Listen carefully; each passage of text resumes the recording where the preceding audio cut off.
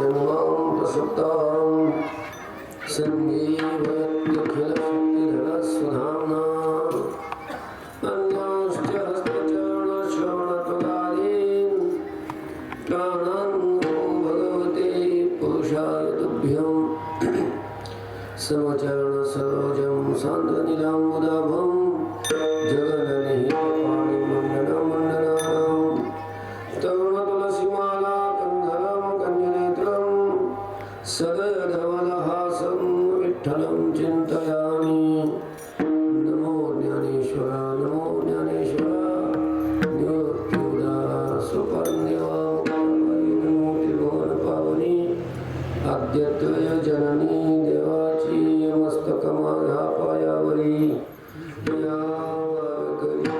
संतांच्या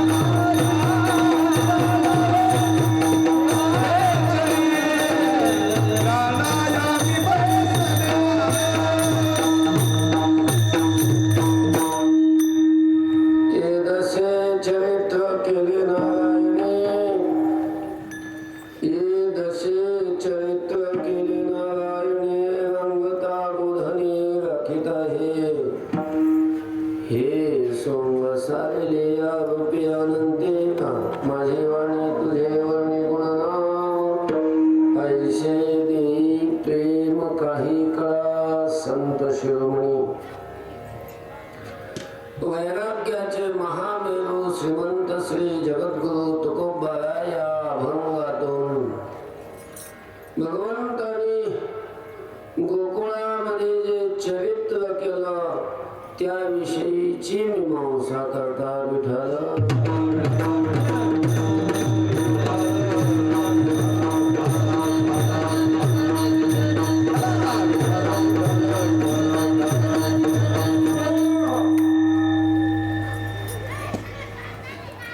भगवान दत्तात्रयाच्या जयंतीनिमित्त सुरू असलेला उत्सव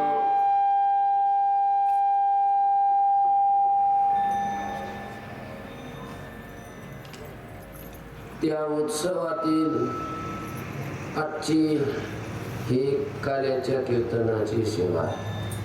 काल भगवान दत्तात्रयाचा जन्मोत्सव झाला आणि आज या काल्याच्या कीर्तनाने उत्सवाची काय होते सांगता अशा प्रकारचे होते।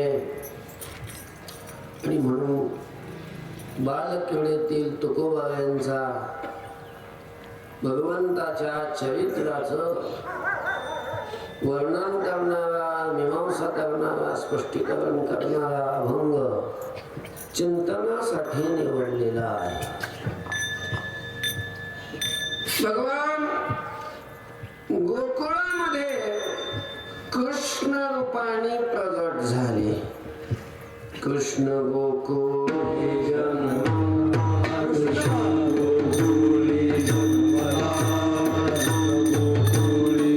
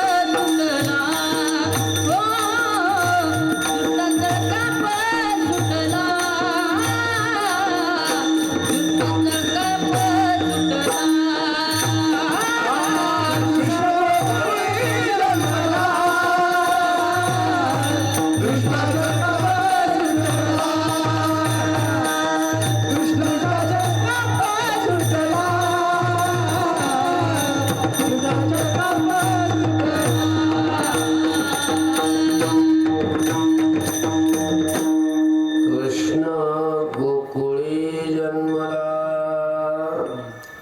भगवान कृष्ण रूपाने गोकुळामध्ये जन्मले, अर्थात प्रगट झाले, अवतीर्ण झाले. देवाचा हा अवतार असतो. तसा जन्म हा शब्द आपल्यासाठी असतो. कर्मामुळे ज्याला यावं लागतं, कर्म जिथं त्याला ठेवील तिथं राहावं लागतं. अशांचा म्हणजे जीवांचा जन्म असतो. तुमचा आमचा जन्म आहे. देवाचा जन्म नसतो, कारण त्याला कर्म भोगायला यावं लागत नाही. तो त्याच्या स्वतःच्या इच्छेने येत असतो. आपण परतंत्र आहे, आपण इच्छेने आलो नाही. आपल्याला जर इच्छेने येता आलं असतं तर आपण आपल्याला जिथं पाहिजे तिथं गेलो असतो. गरिबाच्या घरी कशाला जन्माला आलो असतो?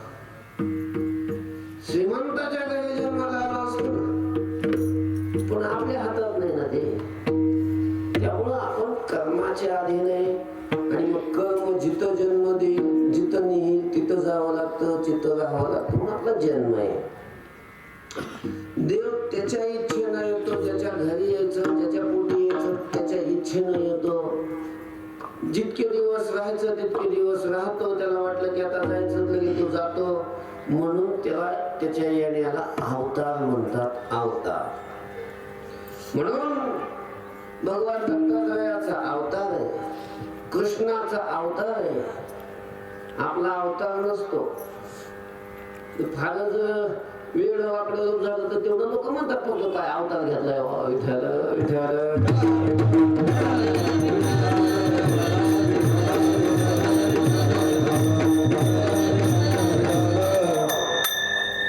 देवाचा अवतार असतो आणि देवाने अनेक अवतार घेतले. देवाचे अनेक अवतार आहेत. अवतार हा असंख्य असं भागवतामध्ये म्हटलेलं आहे. देवाचे अनेक अवतार आहेत.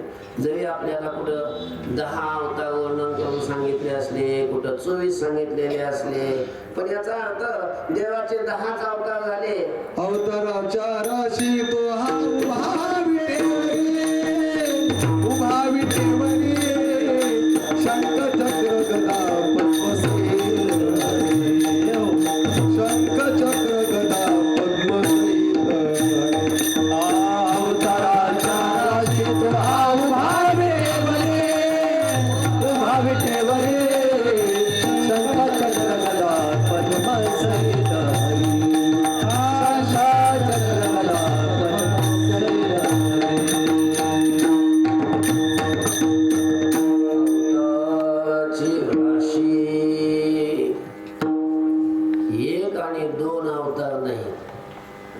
शब्द शेतकऱ्यांना माहितीये.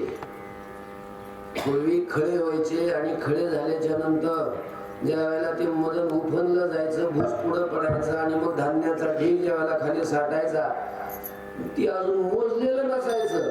असं न मोजलेलं असं जो धान्याचा ढीग असतो त्या ढिगाला काय म्हणतात? रास म्हणतात. रास. मग त्या राशीमध्ये किती धान्य असतो? 1 2 4 5 सांगा बघ किती? 100 150 धान्य असत. अगणित अमाप अशा प्रकारचं. मग तसं देवाचे अवतार कसे आहेत? अगणित अवतार आहेत म्हणून असंख्य हा अशा प्रकारचं म्हटलेलं आहे. असंख्य देवाचे अवतार कोणत्या भक्ता करता देव कधी कोणत्या रूपाने अवतीर्ण होतो हे कोण सांगू शकतोय. त्यामुळे देवाचे अनेक अवतार आहेत. ठळक ठळक ठळक ठळक आहेत काही सांगितलेले शास्त्रात पुराणात. मत्स्य अवतार, कूर्म अवतार, वराह अवतार, नरसिंह अवतार, वामन अवतार, प्रभू रामचंद्राचा अवतार, कृष्ण अवतार, असे ठराविक ठराविक असे 10 कुठं 24 कुठं असे वर्णन केलेले आहेत. द्वापार युगाच्या वेळी भगवंताने गोकुळात अवतार घेतला. सगळे गोकुळात नाही झालेले. सगळे अवतार गोकुळात झाले का? राम अवतार गोकुळात झाला, तो गोकुळ झाला, अयोध्येत झाला. कुर्म अवतार गोकुळात झाला, कुर्म अवतार तो ह्याच्यात झाला, कुठं क्षीरसागरात झाला. असं प्रत्येक अवतार काही एका ठिकाणी होत नाही. वेगवेगळ्या ठिकाणी देवाने अवतार घेतले.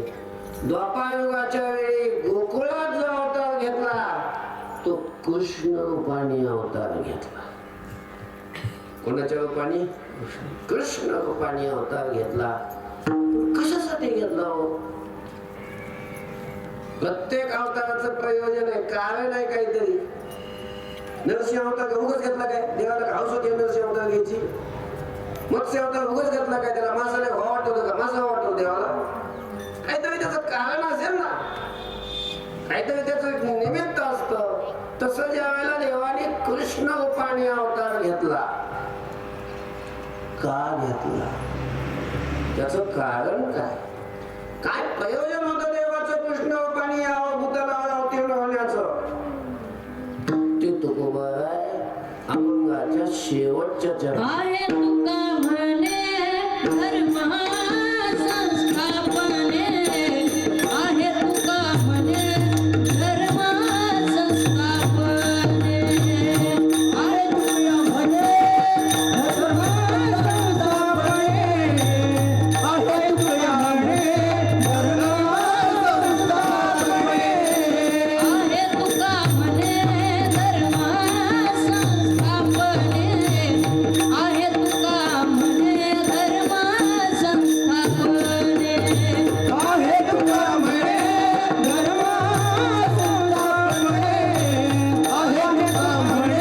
धर्म संस्थापने. केला नारायणे अवतार, केला नारायणे अवतार, केला नारायणे अवतार, केला नारायणे अवतार, केला नारायणे अवतार, केला नारायणे अवतार, केला नारायणे अवतार,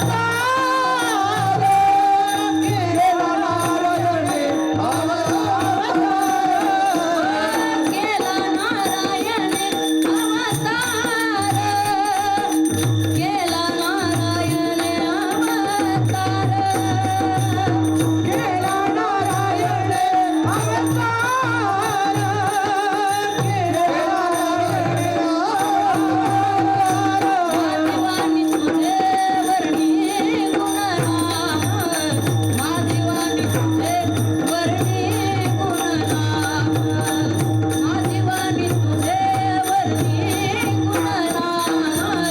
मादिवानी तुझे वर्णी गुणनाम, माझी वाणी तुझे वर्णी गुणनाम, माझी वाणी तुझे वर्णी गुणनाम, माझी वाणी तुझे वर्णी गुणनाम, माझी वाणी तुझे वर्णी गुणनाम.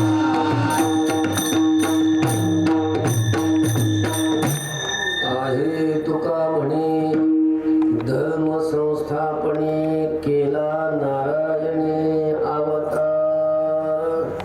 धर्म संस्थापने आहे या लागी म्हणून नारायणी अवतार केला, म्हणून नारायणाने अवतार घेतला असं तुकोबारायाने विधान केलं. म्हणजे देव जो अवतार घेतो तो धर्माची स्थापना करण्याकरता घेतो. कालच्या कीर्तना झाला असेल विस्ताराने सगळं, आहे का नाही? हा? अवताराचं कीर्तन होतं ना, अवताराचं कीर्तन तर झालं संगीत. धर्म स्थापन करण्याकरता देवावतीर्ण होत असतो. धर्म संस्थापनार्थाय संभवामी युगे युगे. प्रत्येक युगायुगामध्ये देव धर्माची स्थापना करण्याकरता येतो. आणि द्वापार युगाच्या वेळी असा धर्म नष्टप्राय झालेला होता.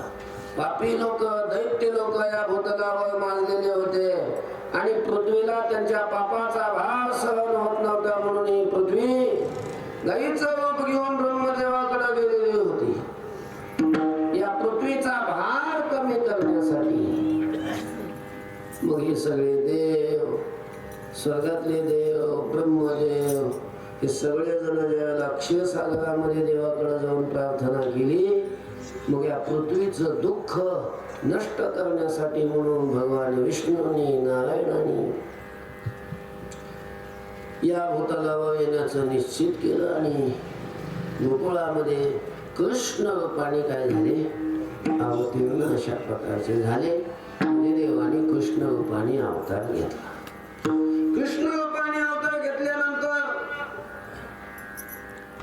भगवंताने इथं आल्यानंतर जे चरित्र केलं, ज्या लीला केल्या, त्याच काल्याच्या कीर्तनात सांगाव्या लागतात. चरित्र ते उच्चारे केले देवे गोकुळी. पण मग देवाने जे गोकुळात चरित्र केलं, आपण त्याला चरित्र म्हणतो. संत त्याला चरित्र म्हणत होते, त्याला लीला म्हणत होते. पण त्या गोकुळात राहणाऱ्या ज्या गवळणी होत्या, कृष्णाचं चरित्र, कृष्णाची लीला असं त्या म्हणत नव्हत्या. मग त्या कृष्ण जो करायचा त्याला ते चरित्र लीला या शब्दानं उच्चारित नव्हत्या. मग त्याला त्या खोड्या म्हणायच्या. खोड्या, याच्या खोड्या किती सांगू, मही पत्र सिंधू वाटे.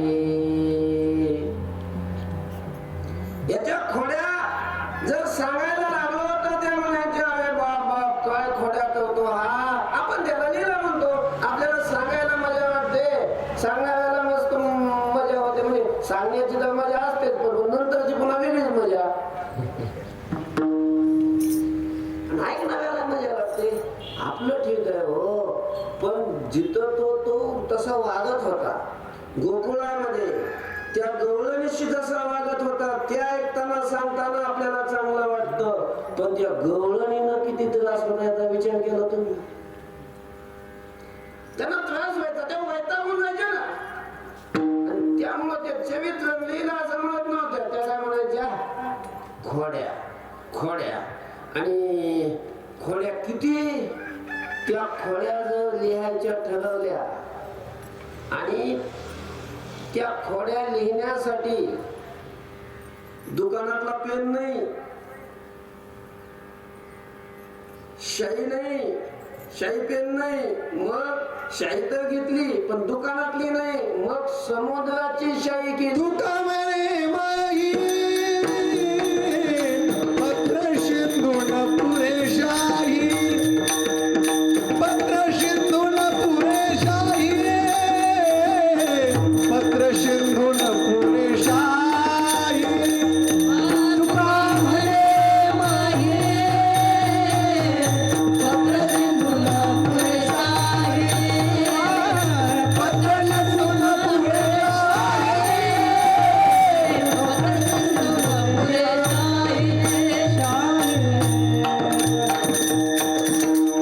समुद्राची शाई केली आणि महीपत्र, मही म्हणजे पृथ्वी, पृथ्वीचा कागद केला. काय, पृथ्वीचा कागद आणि समुद्राची शाई केली. आणि लिहायला कुणाला बसवलं, त्या खोड्या लिहायच्या. लिहायला कुणाला बसवलं, सरस्वतीला बसवलं.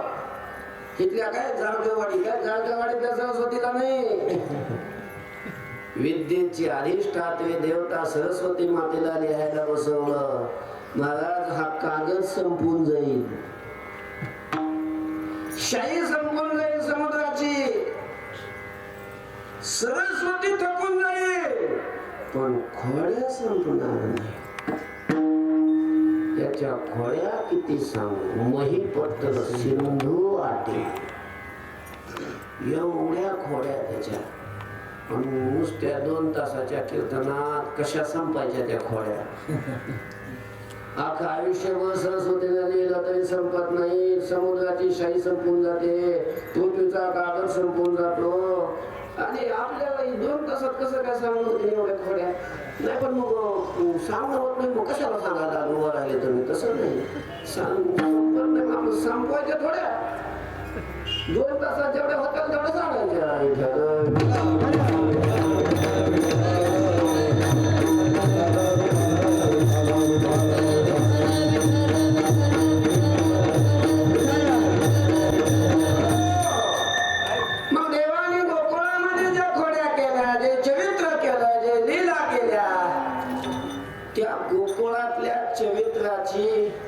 विभागणी तुकोबाईने केलेली आहे.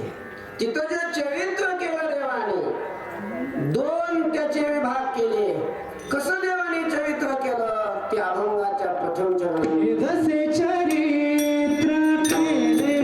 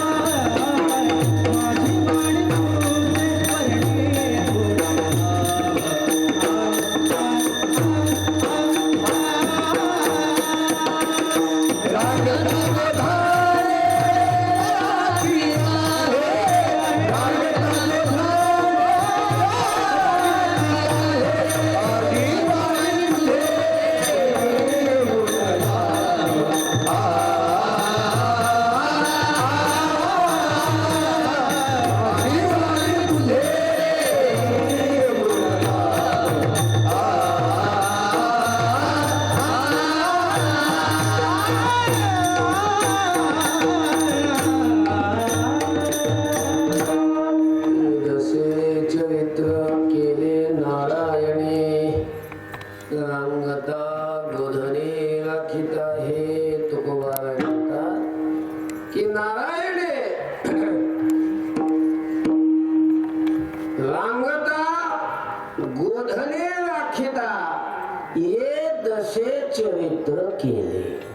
नारायणाने रांगत असताना आणि गाई राखत असताना अशा या 2 दशेमध्ये, म्हणजे दशा शब्दाचा अर्थ अवस्था, या 2 अवस्थेमध्ये चरित्र केलं विठ्ठल.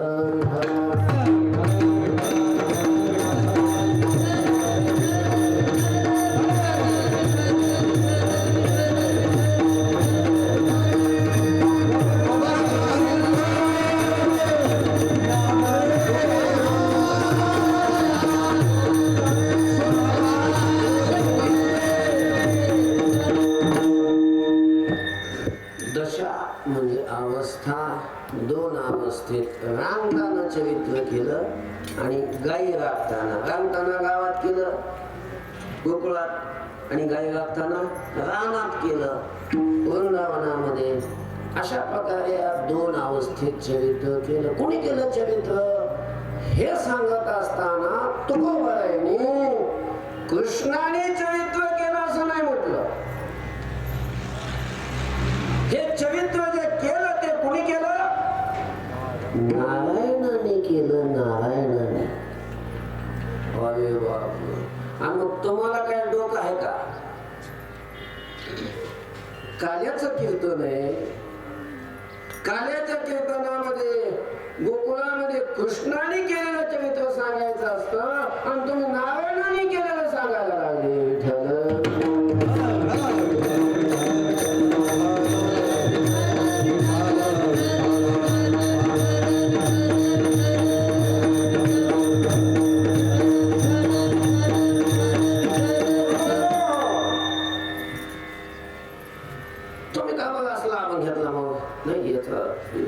हा म्हणून घेतलं याचं कारण आहे. तुकोबाबाई नारायणाने चरित्र केलं असं म्हटले तरी हे चरित्र आहे कोणाचं? कृष्णाचंच आहे. कारण कृष्ण आणि नारायण काय नाही वेगळा नाही. नारायणच गोकुळात काय झालेला आहे? कृष्ण झालेला आहे. मग सरळ सरळ कृष्णाने चरित्र केलं असं सांगण्याऐवजी असं नारायणाने चरित्र केलं असं तुकोबाबाई सांगतात.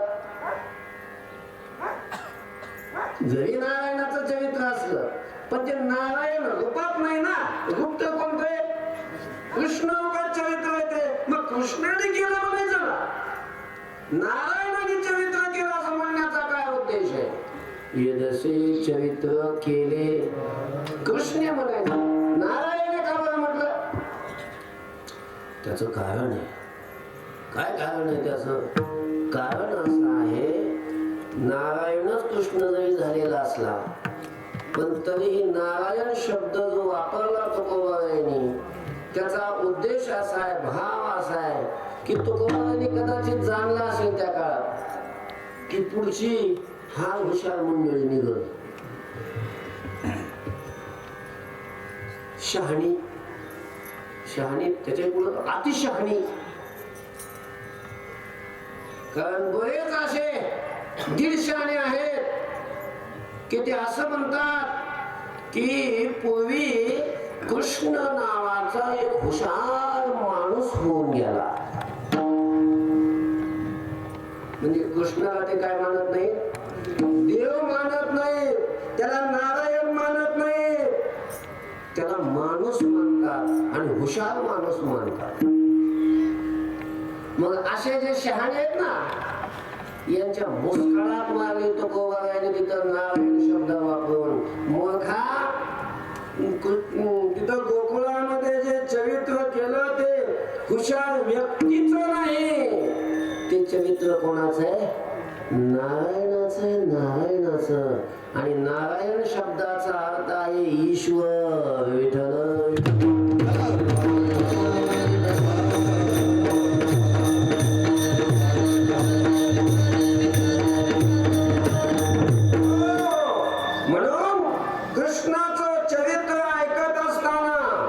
कृष्णाचं चरित्र वाचत असताना, कृष्णाचं चरित्र सांगत असताना माणसांनी आपलं डोसकं ठिकाणावर ठेवायला पाहिजे आणि हे मनामध्ये धारणा निश्चय करून मगच वाचायला पाहिजे की हे चरित्र सामान्य व्यक्तीचं नाही, सामान्य मनुष्याचं नाही, हे चरित्र कोणाचं आहे? नारायणाचं आहे. नारायणाचं. नारायणाचं म्हणजे ईश्वराचं चरित्र आहे. तरच संगती लागल. नाहीतर माणसाचं चरित्र म्हणून जर तुम्ही कृष्णाचं चरित्र वाचायला लागले वा सांगायला लागले मिळत बसणार नाही. 6व्या दिवशी पुतना मारली. 6 दिवस झाले होते जन्माला येऊन आणि पुतना म्हणजे तिचं नाव ऐकल्याबरोबर मोठे मोठे योद्धे सुद्धा रणांगणातून पळून जायचे. अशी पुतना 6व्या दिवशी मारली. आपल्या पोराला मच्छर तरी हाणता येते का अंगावर बसले? कृष्णाला सामान्य कसं काय मनुष्य म्हणून झालं? कानी अनुदन केलं. आपली नुसती पाच पाहिले तर चटीवली होती. कसं काय मिळा बसायचा? कृष्णाला सामान्य मनुष्य म्हणून कसं काय चालेल? गोवर्धन उचलला कलंगडीवर. किलोची पिशवी उचलली आपल्याला कलंगडी ना. मग मनुष्याचं चरित्र कसं काय शक्य आहे? म्हणून कृष्णाचं चरित्र अवलोकन करत असताना हा व्यक्ती नाही, हा सामान्य मनुष्य नाही, हा नारायण आहे. कारण ईश्वर आहे. कारण नारायण त्यालाच म्हणतात की जो ईश्वर आहे. कारण नारायण शब्दाचा अर्थ आहे नार म्हणजे अंतःकरण आणि आयन म्हणजे स्थान. अंतःकरण हे आहे ज्याचं राहण्याचं स्थान, त्याला म्हणतात नारायण. आणि अंतःकरणात कोण राहत असतो? ईश्वर. ईश्वर सर्वभूतानां हृदयेषु अर्जुन तिष्ठति. ईश्वर सगळ्या भूतांच्या हृदयात असतो. माझ्या हृदयात आहे, तुमच्या सर्वांच्या हृदयात आहे, पशु पक्ष्यांच्या सुद्धा हृदयात तो आहे. सगळ्यांच्या हृदयामध्ये जो निवास करतो तोच ईश्वर असतो, तोच नारायण असतो. आणि मला देव सगळ्यांच्या सर्वागती राम देहादेही एक. बाबा दृष्टांत सांगत असतो, जुना दृष्टांत आहे. एक खेडगाव होतं, पूर्वीचा काळ. पूर्वी गावामध्ये सगळा रुबाब पाटलाचा कुलकर्ण्याचाच असायचा. सकाळची वेळ होती, ते पाटील कुलकर्णी असे थोडेसे त्या गावामध्ये असा मुख्य रस्ता होता, तिथंच असा एक ओटा होता, बसलेले होते. काही अजून मंडळी होती गावातली, काही त्यांच्या सोबत 4-5 माणसं होती. काय गप्पा, सकाळची अशी 8-8:30ची वेळ असेल. एक कुणीतरी नवीन मनुष्य प्रवास करत होता, प्रवासी होता, आणि तो तिथून गेला. समोर रस्ताच होता, समोर तिथून गेला. आता जाता जाता त्यांनी पाहिलं की माणसं आहेत गावातली. पूर्वी माणसं थोडीशी माणूस किती होते आणि प्रतिष्ठित माणसं दिसतात. गावातल्या कोणी पाटील बिटीला असावा, हे सगळी अजून दुसरे होते. मग त्यांनी जाता जाता त्या पाहुण्यांनी त्यांना काय केला, हात जोडला, नमस्कार केला. आपल्याकडे संस्कृती, कोणी सकाळी सकाळी भेटले का हात जोडून काय म्हणतं, राम राम. राम राम म्हणण्याची पूर्वीपासून परंपरा, सगळे राम राम म्हणतात. त्यांनी हात जोडला, राम राम केला आणि पुढे निघून गेला. तो पुढे निघून गेल्याच्या नंतर इथं चर्चा सुरू झाली त्या पाटला कुलकर्ण्यात वगैरे. ते पाटील म्हटले, कुलकर्णी पाहिलं का, काय स्वभाव आहे माझा, काय वजन आहे माझं. तुम्हाला कशाचं? अहो तो माणूस माझ्या ओळखीचा सुद्धा नाही, त्याला मी ओळखीत सुद्धा नाही, पण त्यांनी मला नमस्कार केला आणि पुढे निघून गेला. वजन पाहिजे तर असं, ओळखी झाला तर कुणी नमस्कार करेल, पण अनोळखी माणसानं सुद्धा काय केला, मला नमस्कार केला. कुलकर्णी म्हटले, पाटील त्यांनी नमस्कार तुम्हाला नाही केला, मग त्यांनी मला केला. तुम्हाला कसं काय? माझ्याकडेच पाहत होता तू, माझ्याकडे पाहून नमस्कार केला त्यानं, मग माझ्याकडे पाहून जर नमस्कार केला असेल तर तुम्हाला कसं काय? पाटलांनी सांगितलं, त्यांनी हात तर माझ्याकडे पाहून जोडले होते ना. हात कुणाकडे जोडले होते? माझ्याकडे. हात तिकडे जोडले असते पण पाहत माझ्याकडे होता ना. झालं, दोघांचं सुरू झालं. पाटील म्हणायचे त्यांनी नमस्कार मला केला, कुलकर्णी म्हणायचे त्यांनी नमस्कार मला केला. नंतर तुम्ही सुरू झालं. एक दिन दुसरा तुम्ही, अहो पाटील असं काय झालं, तुम्ही करता, तुम्ही अजून तो माणूस काय दूर गेला नसेल, त्याला विचार ना नमस्कार कोणाला केला म्हणून. त्याने लगेच एक माणूस पाठवला, तो घड्याला बसून तगडात तगडात तगडात तगडात तगडात तगडात पर्यंत तिथपर्यंत, ओ पाहुणा थांबा. त्याला थांबवलं. काय झालं, त्याला वाटलं आपण जर काहीच केलं, थांबलं सुद्धा नाही गावामध्ये, आणि काय सुद्धा वाटलं आपण गावातून आलोच फक्त रस्त्याने. काय झालं ते म्हणजे, तुम्ही गावातून आले? हो आलो. येताना तिथे वेशीमध्ये सगळे आमच्या गावातले पाटील कुलकर्णी म्हणजे बसले होते. येताना तुम्ही त्यांना तिथे नमस्कार केला, राम राम घातला, हो घातला. किती वेळाला? एकदा. हो तिथं जर थोडस भांडण सुरू झाले की तुम्ही नमस्कार कोणाला घातला? पाटील म्हणतात मला घातला, कुलकर्णी म्हणतात मला घातला. तुम्ही सांगा की तुम्ही नमस्कार कोणाला घातला, कोणाला केला होता नमस्कार? लगेच लायकी लक्षात आली, हुशार होता तो. पाटलाची कुलकर्ण्याची लायकी तेव्हा गेली. त्यांनी सांगितलं बघा, त्यांना जाऊन सांगा भांडण करू नका, ज्याची बायको पतिव्रता आहे त्याला नमस्कार केला. कुणाला नमस्कार केला मी? ज्याची बायको काय आहे? पतिव्रता आहे. आता तो गेला परत, त्यानं सांगितलं की पाटील बाबा त्यांनी असं सांगितलं की ज्याची बायको पतिव्रता आहे त्याने त्याला काय केला? नमस्कार केला. हा म्हणे आता पाटील, मी म्हटलंच होतं की त्यांनी नमस्कार मला केला, कारण पाटलाला काय वाटायचं? माझी बायको काय पतिव्रता आहे. कुलकर्णी नाही तसंच वाटायचं. कुलकर्णी म्हणे हा मला पण तेच म्हणायचं होतं की त्यांनी नमस्कार मला केला, कारण प्रत्येकाला आपली बायको काय वाटते? पतिव्रताच वाटते ना. कुलकर्ण्यालाही वाटतं की पतिव्रताच आपली बायको आहे, पाटलाला वाटायचं आपली बायको पतिव्रता आहे. मग पुन्हा अजून चर्चेचा विषय झाला, दोघं म्हणायचे माझी बायको पतिव्रता आहे, सगळं अमुक तमुक, मलाच नमस्कार केला. पण मग बाकीचे असतात ना अजून थोडी फोन टाकणार. त्यांनी सांगितलं, विचारलं का पाटील तो माणूस तुमच्या ओळखीचा आहे का? नाही. मग पाटलीनबाईला तो ओळखतो का? आता मलाच ओळखीत नाही तर तिला कसं काय ओळखीन? आणि मग पाटलीनबाईला जर ओळखीतच नाही तर ती पतिव्रता आहे का कशी, त्याला तर काय माहिती? अहो कुलकर्णी, तुमची तरी त्याची ओळख आहे का? नाही. आणि मग तुमच्या मंडळीची ओळख आहे का? मग दोघांच्या मंडळीची ओळख नाही तर मग तो असं काय म्हणतोय की ज्याची बायको पती? तुमच्या बायका त्याला कसं काय माहिती झाली? बरोबर, बदमाश दिसतो जरा. लगेच त्यांनी काय भांडण म्हणजे पाटल्याने पुन्हा परत माणूस पाठवतो का दोघे, त्याला माहित नाही बोलवणार आहेत म्हणून. त्याला धरून आणलं, समोर उभं केलं. अरे तुला मी सरळ विचारलं की तू नमस्कार कोणाला केला, राम राम कोणाला घातला?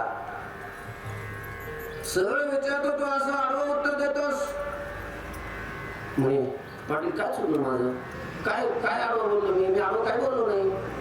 असा काय म्हणतो तो की ज्याची बायको पतिव्रता आहे त्याला मी नमस्कार केला? तुला काय माहिती आमच्या बायका कशा आहेत त्या? ती म्हणे खरं तुमचं, तुमच्या बायका कशा आहेत, कोण कोण आहेत त्या पण मला माहित नाही. मग असं काय बोलला तो? नाही पाटील तुमचा गैरसमज झाला. तुमची बायको मला माहित नाही, कुलकर्ण्याची बायको माहिती नाही. मग पण मी ज्याला नमस्कार केला त्याची बायको पतिव्रता आहे. म्हणजे मी तुमच्याकडे पाहिलं होतं, तुमच्या आत राम आहे, माझ्या आत राम आहे, सगळ्याच्या आत राम आहे. आणि त्या रामाला मी नमस्कार केला आणि त्याला राम राम केला. आणि त्या रामाची बायको सीता पतिव्रता आहे मला माहिती आहे, म्हणून ज्याची बायको पतिव्रता आहे त्याला मी काय केला?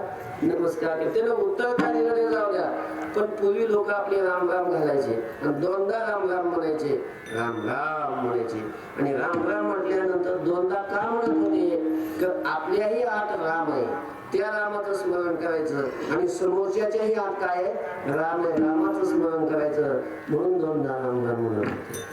मला सांगायचं एवढं की सगळ्याच्या आत कोण आहे?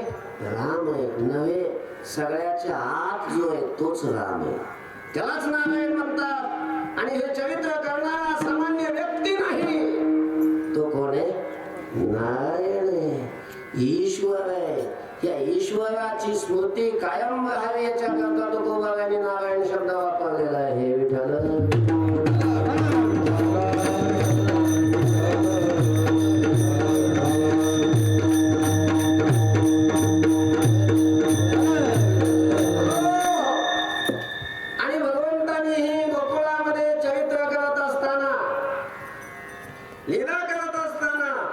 जागोजागी वेळोवेळी भगवंतानी हे दाखवून दिलं की मी सामान्य माणूस नाही, सामान्य लेकरू नाही, मी कोण आहे? नारायण आहे, नारायण. अनेक वेळेला देवाने याची प्रचिती दिली. विठ्ठल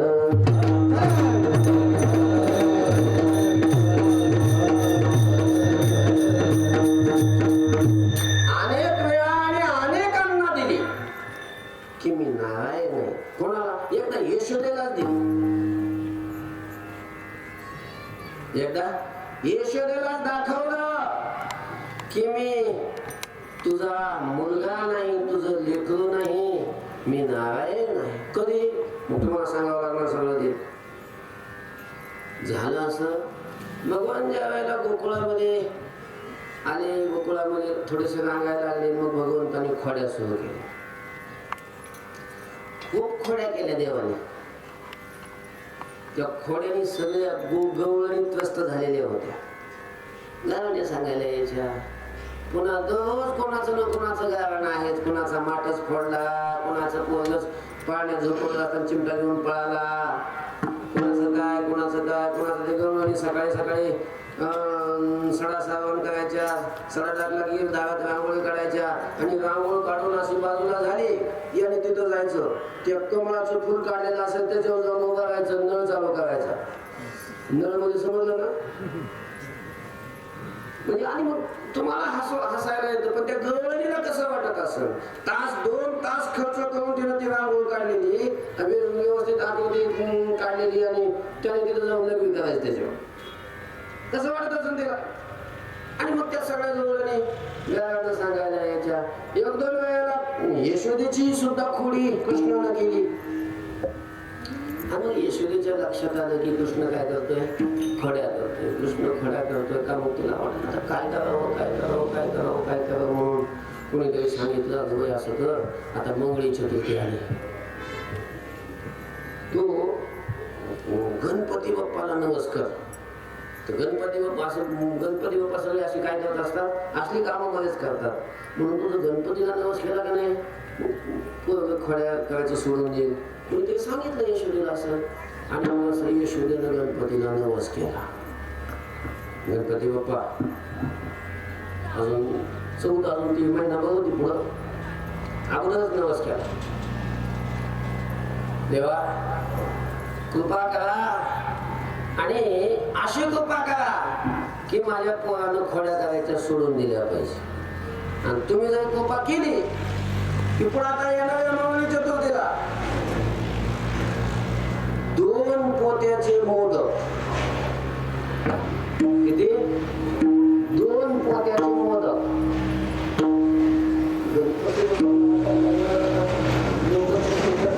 असं नाही, लोक चतुर्थ्या करतात, मोदकही गणपतीला ठेवतात, पण किती असतात? एक तर एवढे मोदक आणि ते 11 नाहीतर 21. आता गणपती बाप्पाचं पोट एवढं, ते 21 मोदक आणि 11 मोदक कोणत्या कोपऱ्याचं काय ते मिळायला लागत नाही. पण पहिल्यांदाच असं म्हटलंय की 2 पोत्याचे मोदक. गणपती बाप्पाच्या तोंडालाच पाणी सुटलं. आता गणपती बाप्पा बोलले नाही काही. आता वाटायला लागलं की आता हे मोदक भेटावे, पण काम अवघड होतं. काम अवघड होतं ना. ज्याच्या खोड्या सोडायला लावायच्या त्याला गणपती याने बनवलेलं होतं. विठ्ठल विठ्ठल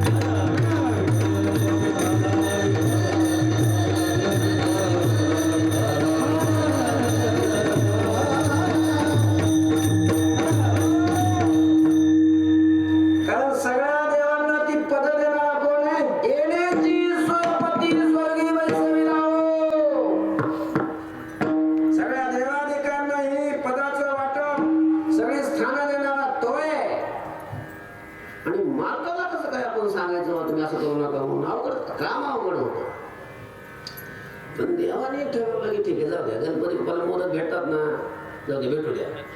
बस यशोदेनं नवस केल्यानंतर कृष्णाने महिनाभर खोडीच केली नाही.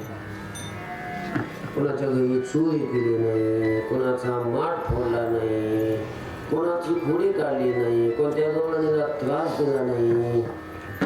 यशोदेला एवढा आनंद झाला, बाई गणपती प्रसन्न झाला,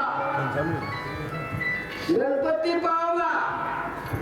एवढा आनंद झाला सगळ्या गवळणीला. यशोदा सांगायची, अगं प्रभावती, अगं गुगनाई, अगं श्यामाई, असं झालं, मी गणपतीला नवस केला आणि गणपती प्रसन्न झाला. नवस केल्यापासून कृष्णाने खोडीच केली नाही.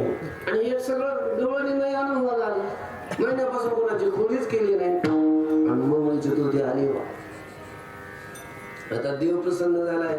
यशोदेनं आता आनंदानं उपवास केला दिवसभर आणि 2 पोत्याचे लाडू मोदक करायचे म्हटल्यानंतर सकाळपासून सुरू केले ना. आता 2 पोते गोकुळातल्या काही बोलवल्या स्वयंपाक करून लागायला आणि 10-11 वाजल्यापासून दुपारीपासूनच काय केला तो स्वयंपाक सुरू केला. संध्याकाळी आता मंगळाच्या चतुर्थीला असं असतं की चंद्रोदय झाला गणपतीची पूजा करायची, आरती करायची, नैवेद्य दाखवायचा, मग आपण काय करायचं असतो प्रसाद घ्यायचा असतो. संध्याकाळी चंद्रोदय झाला की गणपतीला नैवेद्य दाखवायचा. पण थोडा नाही 2 पोत्याचे मोदक झाड सकाळपासूनच सगळा घात सगळं जिकडं तिकडं असा घमाट लाडूचा मोदकाचा असं गेले. असं भूक लागलेली खायला कोणी आई भूक लागलेली ना खायला ते म्हणे कृष्णा थांबलो ते सकाळी नाश्त्याला केलं तेच होते खाऊन घ्या आजचे दिवस. नाही म्हणे मला तेवढंच कसं काय बरं नाही म्हणे आज चतुर्थी देवाची पूजा केल्याशिवाय कोणी जेवायचं नाही काहीच जेवायचं नाही. मी कुणी जेवायचं नाही, आम्ही जेवणार नाही, तू जेवायचं नाही. आज देवाला नैवेद्य दाखवल्याशिवाय चंद्रोदय झाल्याशिवाय आरती केल्याशिवाय कुणी काय खायचं नाही. भगवंताने विचार केला आवड झाला काय देव तिथं जायचे गांगात जायचे जीव चालतही असतील असं घ्यावं वाटायचं मोदक. पण यशोदेनं टाके दिलेले कृष्णा या हात लावायचा नाही कशाला माझ्याशी गाठीचं काय घेतलं असतं. कशी तरी कळ काढली संध्याकाळ होईपर्यंत झाला दिवस मावळला चंद्रोदय झाला आणि मग तो देवाची गणपती बाप्पाची पूजा केली आणि सगळा तो नैवेद्य 2 पोत्याचे मोदक मला सगळ्याशी टोपली घेऊन आणली होते ना सगळं तिथं अशी टोपली अशी ठेवलेली सगळे.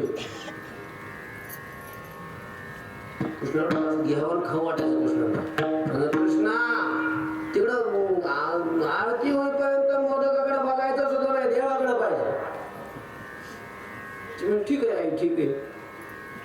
आणि मग नेमकं ते आता सगळं देवाची पूजा वगैरे झाली आता आरती करायची नैवेद्य दाखवायचा चंद्राचं दर्शन घ्यायचं आणि मग प्रसाद वाटायचा सगळ्यांनी घ्यायचा प्रसाद असं ठरलेलं.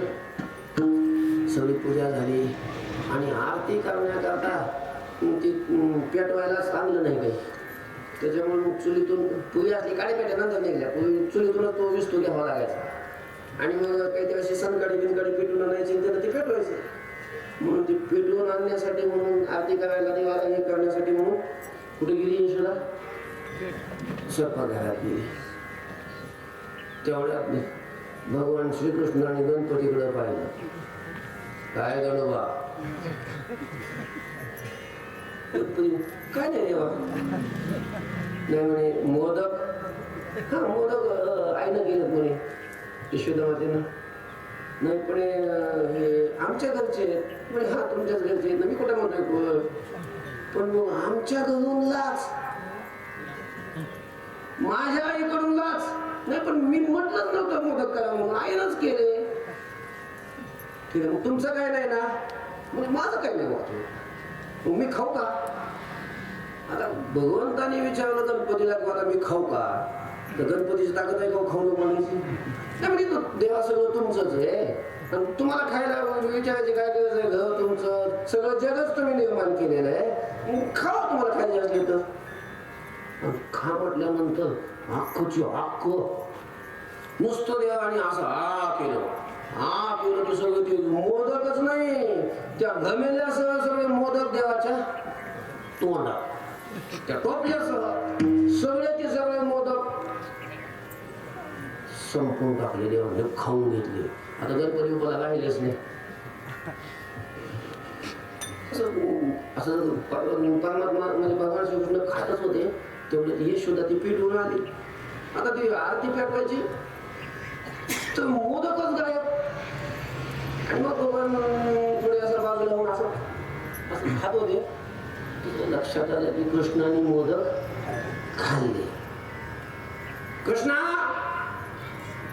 मग असं थोडस असं करून लागले तोंड पुसून बिसून काय आहे असं घाबरलेल्या अवस्थेमध्ये काय आहे मोदक काय झाले कृष्णाने सांगितलं म्हणजे मोदक असं घाबरलेली अवस्था आणि खरं सांगू तुला पण तुला पटन का हा भैया तू बाहेर गेलीस मी एकटाच इथं होतो आणि एक मुंदरावर बसून कोणीतरी आला हा मोठाची मोठा होता त्याची डेरी तरी मोठी होती आणि मग त्याने खाल्ले ना सगळे मोदक आणि मी तर घाबरलो म्हणून ते लोक आपल्यात गेलो होतो सगळं वाटलं खोटं बोलतोय पण पुन्हा कृष्ण वाटलं की ठीक आहे कृष्णानं खाल्ले तर एवढं लिखो एवढं 2 पोत्याची मोदक कसं काय खाईल खरंच देव आला काय यशोदाही थोडीशी अशी विचारात पडली तिला वाटलं काय का असं जाऊ द्या कृष्ण म्हणतोय ना ती उन्हाळा बसून आला म्हणजे गणपती प्रसन्न झाला पण मग आता देवाची आरती करायची तर प्रसाद काय तर पाहिजे ना मग थोडेसे काय असे काही थोडेसे एका ताटामध्ये थोडेसे काढून ठेवले ते बाजूला मोदक ते जास्त झाले होते जेवढे मोजायचे होते तेवढे आणि ते चला ते आलू देवाला नैवेद्य दाखवून म्हणून पुन्हा यशोदा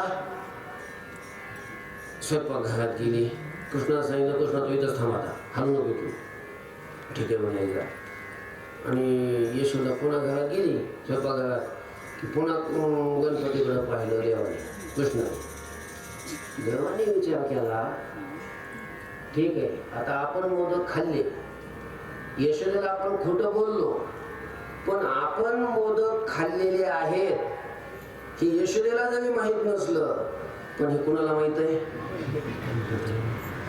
गणपतीला माहित आहे आणि आता जरी तो माझ्या समोर नाही बोलला पण कधी ना कधी हा काय करील तोंड उघडील यशोदेला सांगेल आणि यशोदेला माहित होईल त्याच्यापेक्षा पुरावाच ठेवायचा नाही पुरावाच नष्ट करायचा म्हणून देवाने गणपतीच उचलला आणि गणपतीच कुठे टाकला तोंडात टाकला यशोदा पुन्हा ते थोडेसे मोदक ताटात घेऊन आले एवढेच आधी करून तेवढा नैवेद्य दाखवून म्हणून नैवेद्य घेऊन आले मोदक घेऊन आले तर आता गणपतीची आरती करायची तर गणपतीच नाही आता कृष्ण अरे देव काय झाला देवासीच पुसे देव काय झाला देवासीच पुसे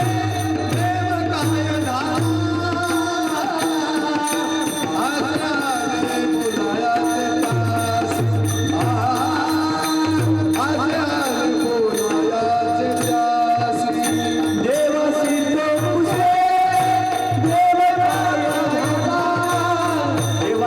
पुसे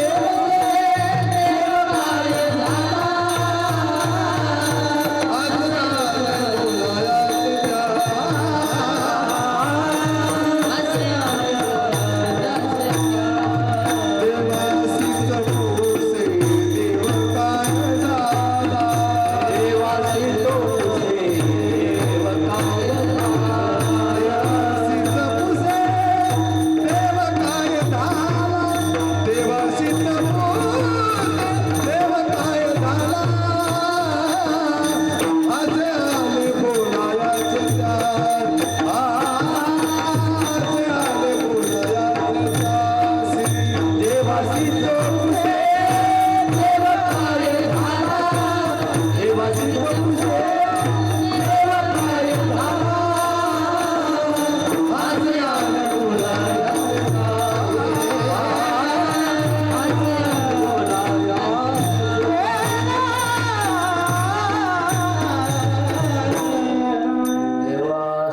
पुसे देव काय झाला देवालाच म्हणजे कृष्णालाच लागले विचारायला कृष्णा देव कुठे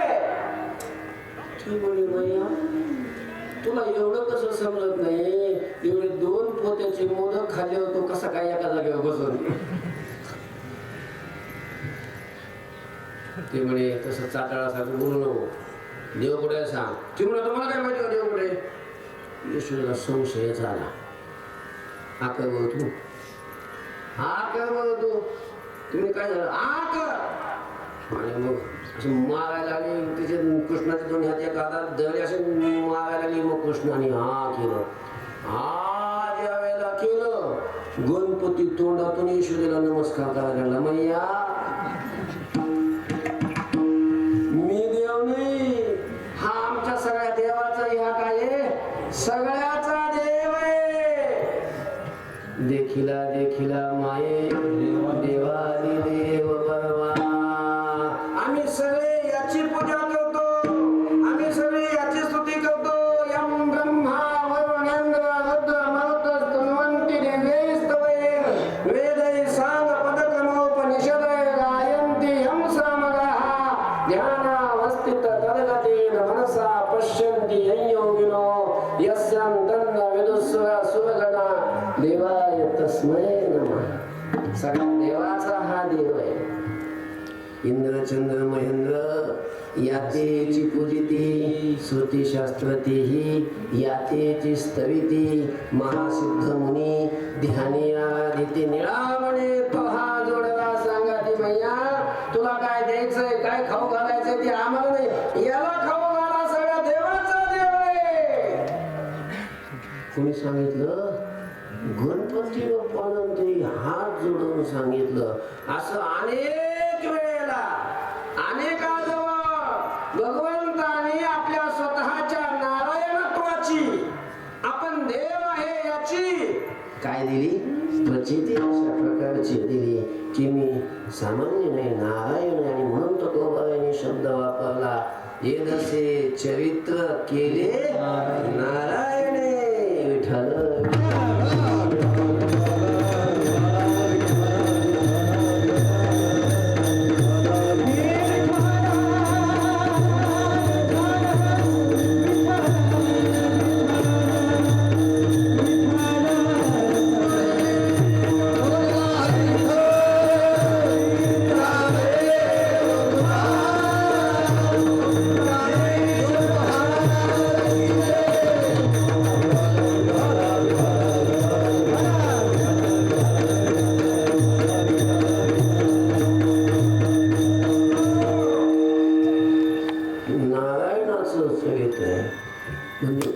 कृष्ण हाच काय नारायण आणि त्याने या दोन अवस्थेत चरित्र कोणत्या त्या दोन अवस्था रांगता गोधने राखिता हे काही चरित्र रांगत असताना केलं आणि काही चरित्र गाई राखताना केलं रांगत असताना काही चरित्र केलं कपट्या दिले पिढे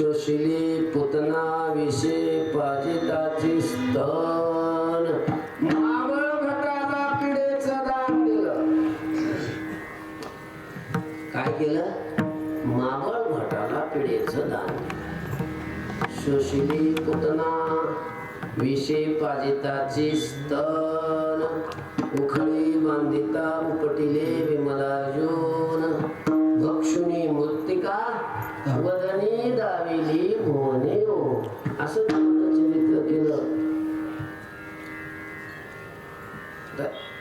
वेळ होत आला किती वाजले पावणे 12 वाजले चरित्र खूप आहे कुठं 2 तासात होतच नाही ना सांगायचं एक तर झालं फक्त आपण सुरुवातच केली फक्त की मावळ भटाला पिढीचं दान दिलं. पुतना मावशी त्याला मारायला गेली, तिचं शोषण केलं, तिचा उद्धार केला. खूप खोड्या करायला लागला म्हणून यशोदेनं त्याला खांबाला बांधलं. ते खांबाने उखळाला बांधलं, ती उखळत मडीत नेलं.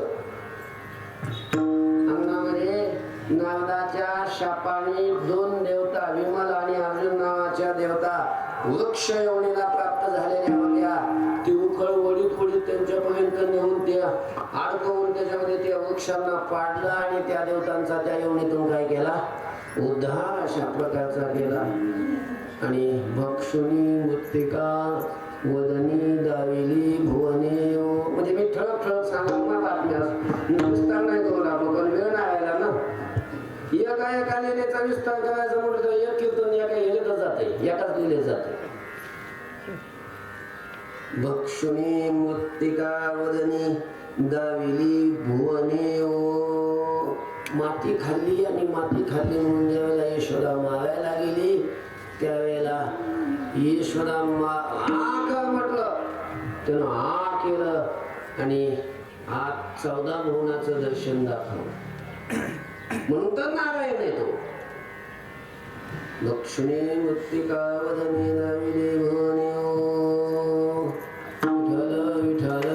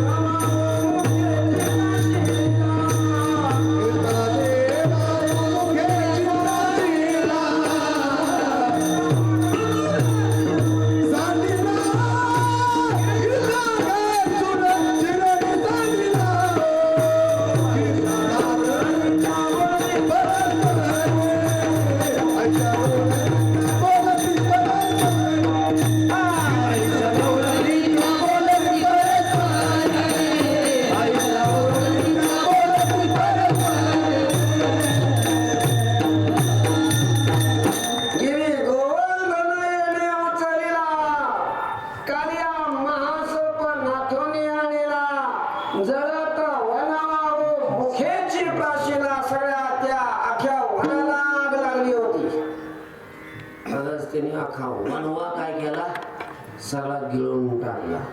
आपल्याला साधा चहा पिता येत नाही, चटका बसतो फोड येतात, त्याने अख्खा वानवा गिळला. कसं का त्याला सामान्य माणूस म्हणतात. गिळता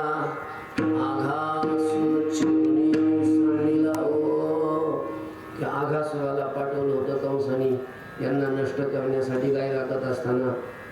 तो आघासुर आला आणि त्याच्या रस्त्याने पहाटीच गाय सोडून जायची नाही, अंधार असायचा पहाटीच.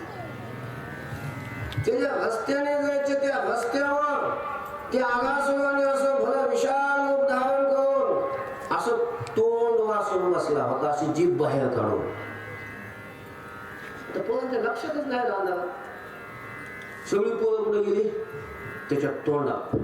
कारण त्याचं खालचं जमिनीला टेकलेला जाबडा आणि वयाचा आकाशात. कुठं काय लक्षात येते, मग ते जिभेवर गेल्यावर पोरांना वाटणार कृष्ण रात काय का काय आमदार बदलला का काय, नवीन झाला काय, रस्ता नवीन वाटायला लागला, दबतोय स्प्रिंग सारखा असं खड्डे कुठे कुठे गेले सगळे. काही वेळ झाला असं नाही, एखादा नवीन आमदार आपल्याला माहित नाही, केला असं म्हणजे चला म्हणे आपलं चालले पुढे. पण भगवान श्रीकृष्णाने ओळखलं की हा रस्ता बिस्ता नाही, हा काय आघासुर. मला देवाने ती विशाल रूप धारण केलं. खालचा पाय दिलेला, खालचा जबडासा पायाने दाबला आणि आपलं रूप वाढवून उंची वाढवून वरचा जबडा एवढा अशा प्रकारचा वर नेला, असा मधूनच चिरला. गिळता आघासुर दांडी लावून ठेवलं.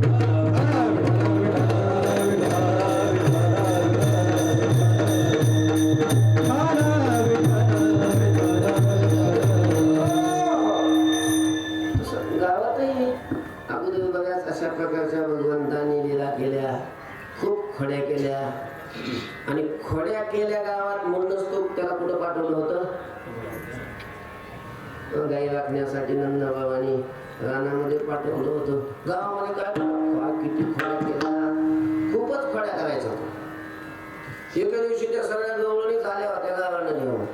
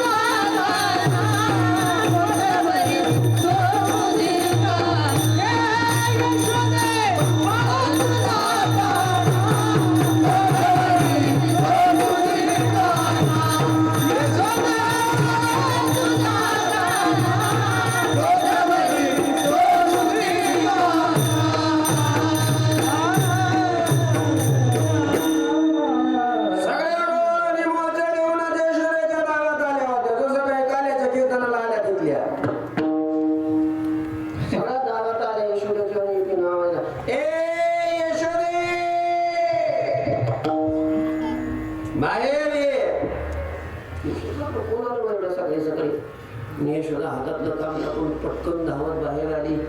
पाय होतो एवढ्या आपल्या घरी काही कार्यक्रम नाही, काय हळदी कुंकाला पण त्यांना बोलवलं नाही, काही नाही. एवढे एकदम कस काय का तुम्ही एकदम एवढा कस काय कशा काय आल्या म्हणून लागली विचारायला तोंड घेऊन. तो म्हणतेस ना कृष्ण काय खोड्या करतो, कृष्ण काय खोड्या करतो, कृष्णाच्या खोड्या सांगायला आल्या तुम्ही. हा कृष्णाच्या खोड्या सांगायला आल्या, काय केलं तर कृष्णाला माझ्या असं ज्यावेळेला यशोदा बोलली आणि मग लागले ना एक एक दोन खोडी सांगायला.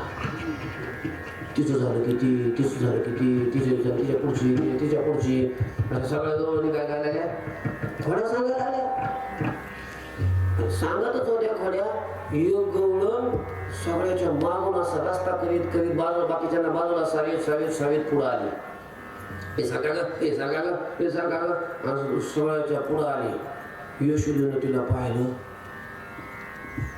तर ओळखूच नाही आली. गुळकुळातलीच पण ओळखतच नाही यशोदेला. पण मग ती ज्यावेळेला बोलायला लागली त्यावेळेला यशोदेनं ओळखलं. आणि मग यशोदेनं ओळखले, विचारलं की काकी तुम्ही? हा यशोदे मीच आहे. तू म्हणतेस ना कृष्ण काय खोड्या करतो. भाऊ काकी कृष्णाने खोड्या काय केल्या नंतर सांगा मला. तुम्ही काय झालं तुम्हाला, हे झालंय काय? म्हणजे तिथं ती आली होती का नाही गवळण, ती अशा ह्याच्यात आली होती. तुम्ही कधी त्या ऍक्सिडेंटच्या हॉस्पिटलमध्ये म्हणजे दवाखान्यात गेलं कधी? म्हणजे तुम्ही जावं अशी माझी अपेक्षा नाही, पण एखाद्या नुसतं बघायला काय अडचण बघून येते चक्कर मारून. तिथं लोक कशा असतात, कोणाचं तोंड बांधलेलं, कोणाचा हात बांधलेला, कोणाचा पाय बांधलेला, कोणाचं कंबर बांधलेलं, असे सगळे प्लास्टर केलेले असतात लोक तिथं. पाहिलं पट्ट्यावर बांधलेले असतात सगळ्या अंगा. तसं तिची गवळण होती का नाही, तिच्या सगळ्याच अंगाला पट्ट्या बांधलेल्या, पायाच्या नखापासून ते डोक्यापर्यंत बांधलेलीच होती. आणि मग विचारला काकी काय झालंय? म्हणजे काका सोबत बसून चालले होते काय गाडीवर?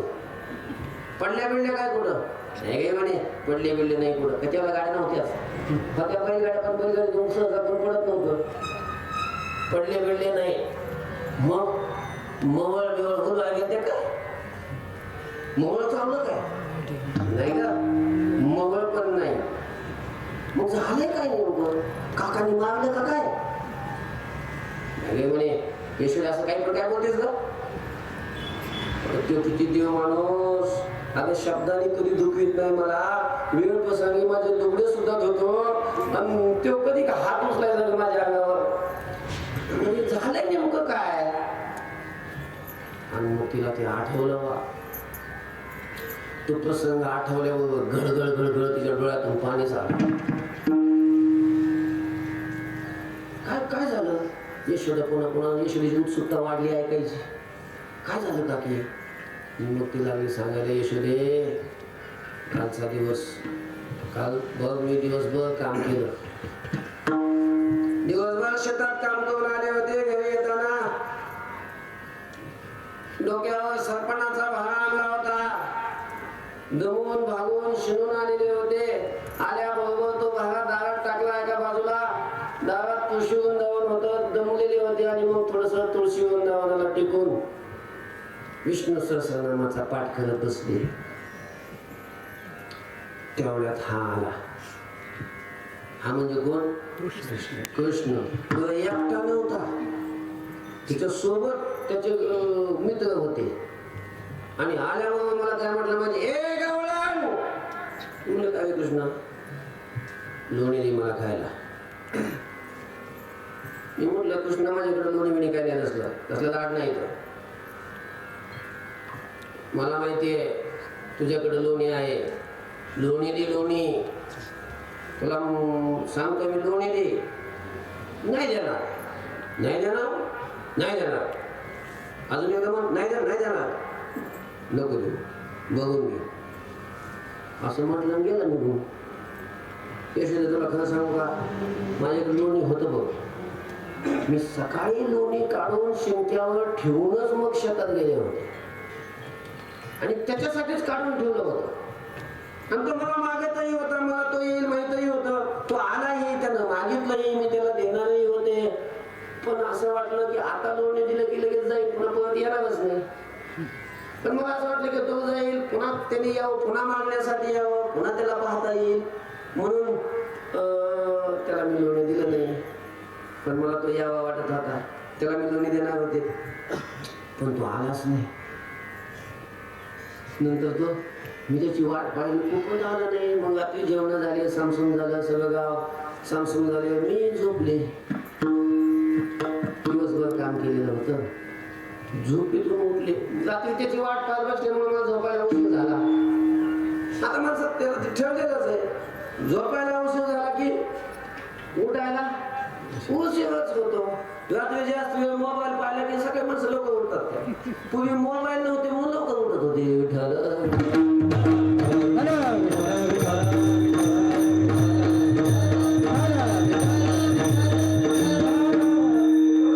उशीर झाला बाजूने थोड्याशा गवळणी उठल्याला त्यांची ती धांदळ कोण गाई सोडतंय कोणी सडा लागतंय कोण झाडतंय ती आवाज आला आणि मग लवकर ती धाई धाईनं ती गवळण उठली बाई उशीर झाला काही शेजारी सगळ्या उठलेल्या दिसतात कामाधंदे ओळखायचे दूध काढायचे हे करायचं ते करायचं पूर्वी कामं असायची बायांना खूप आणि मग अशी घाईनं उठली दूध काढायला उशीर नको पुन्हा ती लवकर गेलं पाहिजे ना अशी पटकन गेली वासरू सोडलं वासरू गाईकडे जाईल म्हणून दिलं लावून आणि तिनं काही चेरवी बादली काहीतरी घेतली असेल पण त्यात थोडं पाणी घेतलं आणि पाणी घेऊन ते गाईला काशीला पाणी लागतं ना पाणी घेतलं आणि गेली गोट्यात जाते ना जाते तर लगेच वासरू तिथून गोट्यातून परत आलो तिला वाटलं वासरू दूध पिऊन आलं म्हणजे तृप्त होऊन आलं आता आपण पटकन जावं गायनं पानं सोडलेलं असेल पटकन बसावं आणि दूध काढून घ्यावं नाही तर पुन्हा गाय पानं चुरून घेईल असं काही नाही अंधार होता गोट्यात घाईनं जाऊन दूध काढायला बसली असं पाणी घेतलं काशीत मारलं आणि ते उरलेलं पाणी टाकून दिलं का तसं ठेवलं मला माहित नाही पण मग धार काढण्यासाठी म्हणून गाईच्या काशेत हात घातला आणि मला गाईच्या काशेत हात घातल्याबरोबर गाईनं एक नाही मागचे दोन्ही पाय उचलले आणि हिच्या छाताळ दणकन मारले आणि जसे ते दणका बसला ना चेंडू सारखी उडाली ती मागच्या बिताडावर जाऊन आदळली. म्हणजे पुढूनही दणका बसला आणि मागूनही आदळली. तेवढ्यात ती गाय गप बसली ना. ती काय कराटे शिकून आली होती का काय काय माहिती. माग पुढं सरकू सरकू पुन्हा तिने लाटाचा फटका सुरू केला. मेले मेले मेले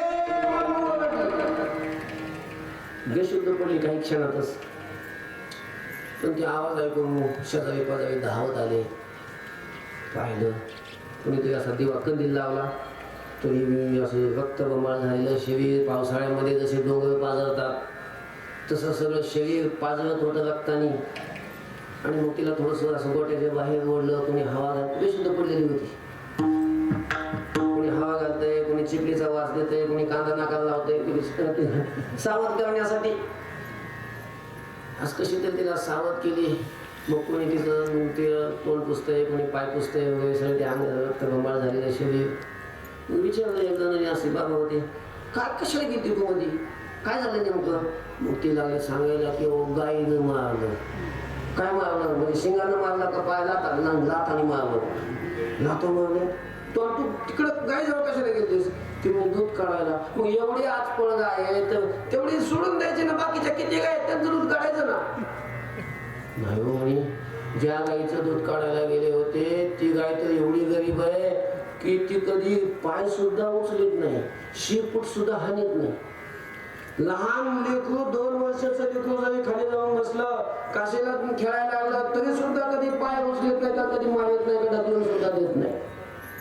एवढी गरीब आहे.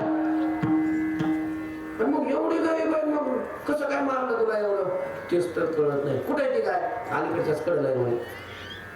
बऱ्याच गाय होत्या ना गोट्यात बांधलेल्या. मग ती गाय कुठे म्हणून पाहिलं ती एकाने कंदीला म्हणून पाहिलं गाय नव्हतीच. त्या गायच्या जागेवर काय होतं गाढव होतं. गाढव. आता गाढवाचं दूध काढायला आल्यावर गाढवाच्या पाया काशी घालून झालं ती काय गप्प बसला मग मार. ते म्हटला म्हणजे ही गाढवाचं दूध काढत होती का काय. हिच्याकडे तर मी उकडा हाना म्हणे येला. आजपर्यंत गायचं दूध म्हणून आम्हाला गाढवाचं दूध पाजलं तरी मला आमच्या पोरांना पाठांचं काम होत नाही.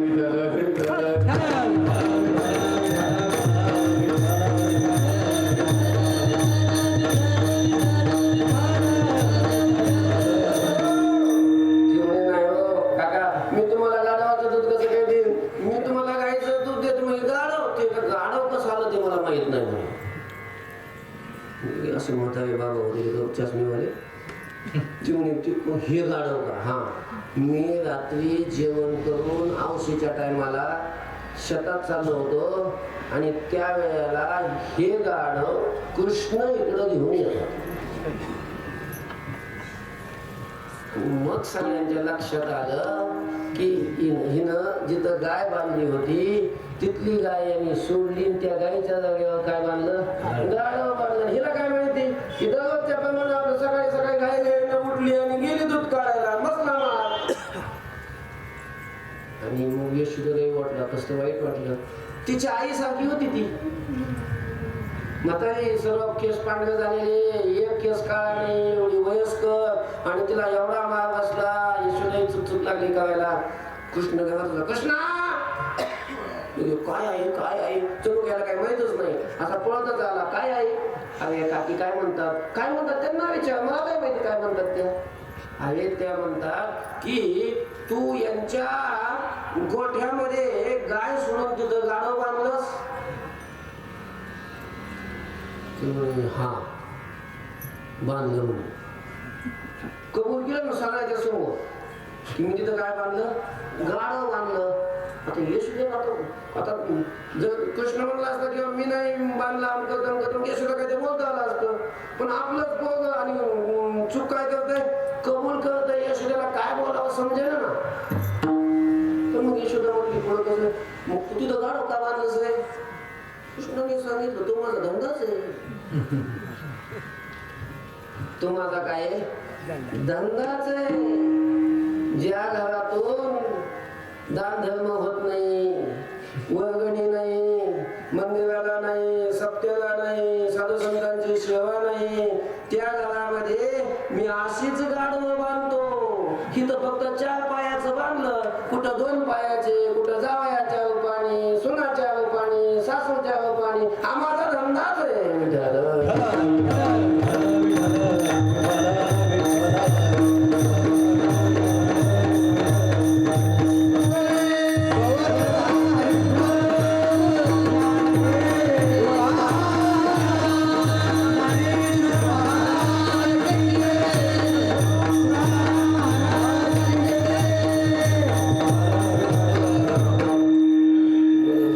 यशोदेच्याही लक्षात आलं की हा खूपच खोड्या करायला लागलाय. मग नंदबाबाकडे तक्रार केली. नंदबाबांनी कृष्णाला बोलून सांगितलं, कृष्णा उद्यापासून गाई वासरं घ्यायची आणि वृंदावनामध्ये जायचं चालायला. आणि मग भगवान श्रीकृष्ण गोपाळासह आपली गाई वासरं घेऊन वृंदावनामध्ये चालायला जायचे. पहाटे लवकर जायचे. दिवस निघेपर्यंत असा कासरा वरीपर्यंत गाई वासरं जगून रवंत करत बसायचे. आणि एकदा काही वासरे रवंत करत बसले की मग याने खेळ मांडायचा. हमामा पोरा हमामा, हमामा पोरा हमामा, हमामा पोरा हमामा, हमामा पोरा हमामा, हमामा पोरा हमामा, हमामा पोरा हमामा, हे घुमरी माझे घुमामा, घुमरी माझे घुमामा, घुमरी माझे घुमामा, घुमरी माझे घुमामा.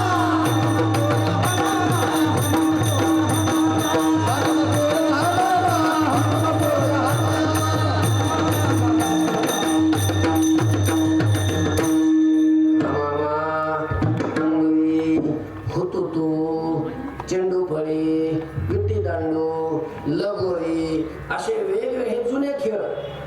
आता सगळं ते मोबाईल मध्ये सगळं काय खेळ, त्याला काय खेळ म्हणतात की जे पहिले जे जुने मर्दानी खेळ होते ते आता कोण खेळते? खेळायला जागा नाही राहिली, खेळायला कोणा जागा ताकती नाही राहिली. आहे सगळे पावडरचं चहा पिऊन काय ताकती राहणार आहेत? पूर्वी खेळायचे, खेळला की मग भुका लागायच्या. आणि मग खेळात पण भुका लागलं थोडं खेळा वाटते. खांदे भार पोटी भूक खेळावयाचे सूप आणि सगळ्यात तेव्हा आता बस झालं ना. भूक लाग काय भूक लागली, वेळ होऊ द्या ना. वेळ होऊन गेली देवा, झाली का वेळ? झाली वेळ, ना शिदो या ना. झाली आता वेळ म्हणती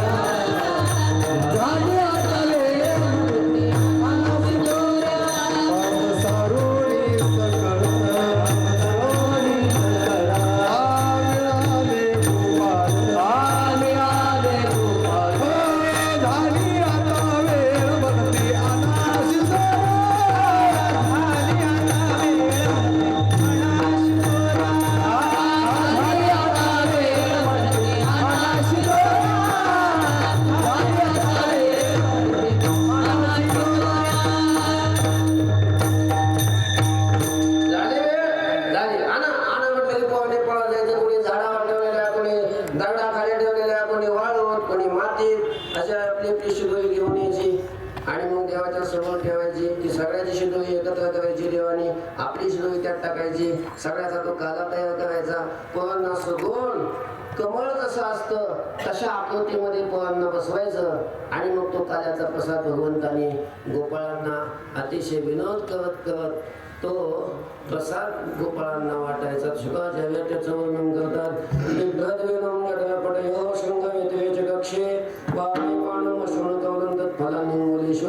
तिष्ठन्मध्ये स्वपरिसोदासन्नं विस्मये स्वर्गे लोके मिषति बहुजे यज्ञभुभाग केलिः कुण्डली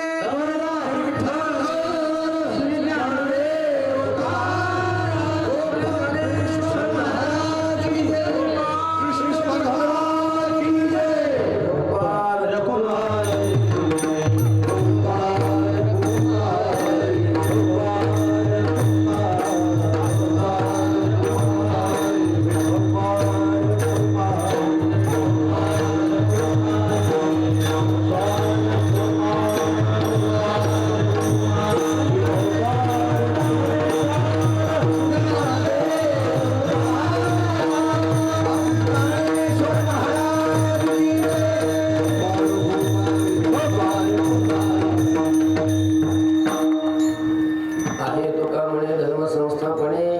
केला नारायणे अवतार माझी वाणी तुझे